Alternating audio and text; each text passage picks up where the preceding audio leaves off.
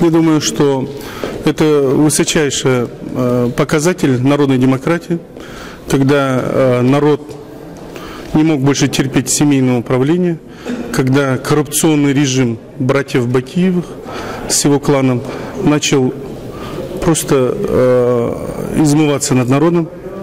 Я думаю, последней каплей, когда на демонстрации они расстреляли людей, это было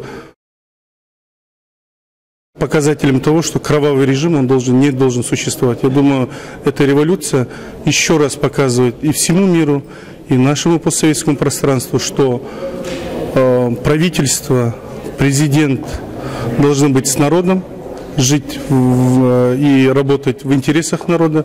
Но когда вы начинаете работать на свой карман, в интересах узкого клана, и вашей первой целью является нажива, то такие режимы сметаются народом.